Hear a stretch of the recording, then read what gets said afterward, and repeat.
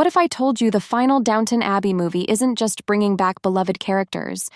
It's rewriting expectations, reuniting surprises, and saying goodbye in the most powerful way possible. And yes, one unexpected character is suddenly at the heart of it all. Let's unpack the emotional, dramatic, and historic weight of this grand finale that's shaping up to be far more than just a farewell.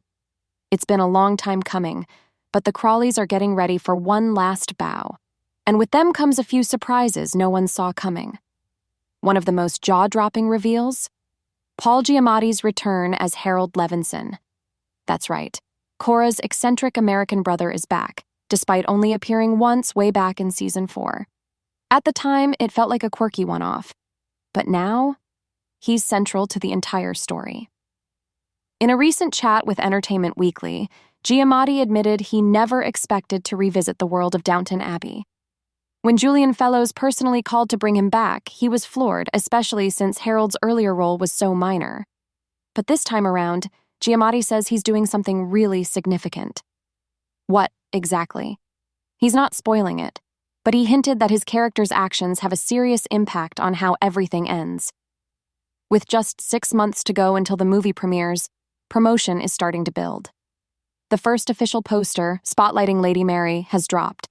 And while trailers aren't out just yet, lucky attendees at CinemaCon got the first sneak peek. The footage began with a classic horse track scene, followed by the ever-dignified Carson announcing, "Welcome to 1930. From there, it was a cascade of familiar faces, Lady Mary in a stunning red ensemble, Lady Edith, and many others making their return. Celebrations and parties abound. One emotional moment?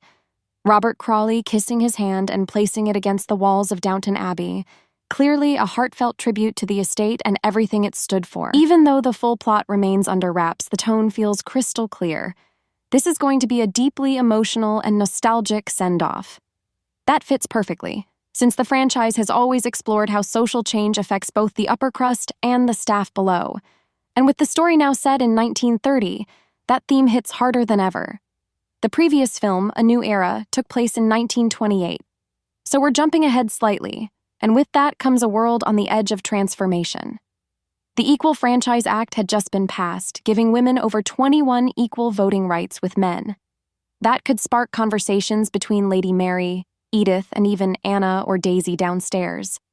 At the same time, the political landscape is shifting.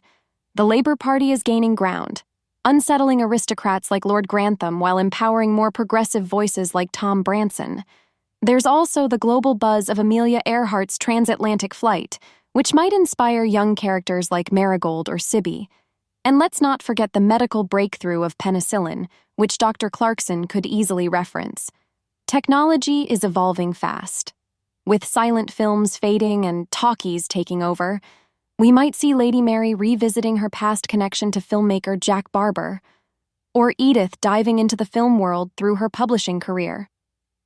Across the ocean, Harold could be hinting at financial instability, foreshadowing the devastating stock market crash of 1929. From fashion to aviation, newness is everywhere. Flapper dresses, modern hairstyles, and electric appliances might intrigue the younger generation and frustrate the old guard like Carson or Mrs. Patmore.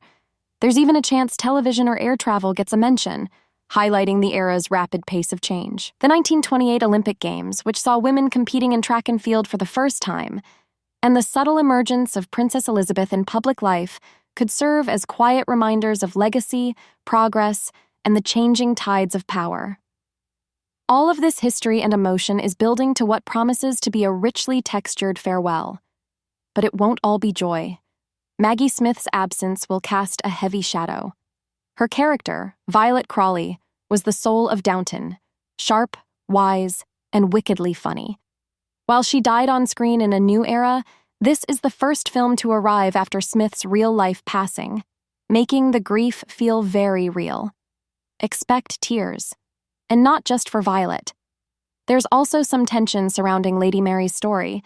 Fans are worried she may not get the full closure she deserves. Why?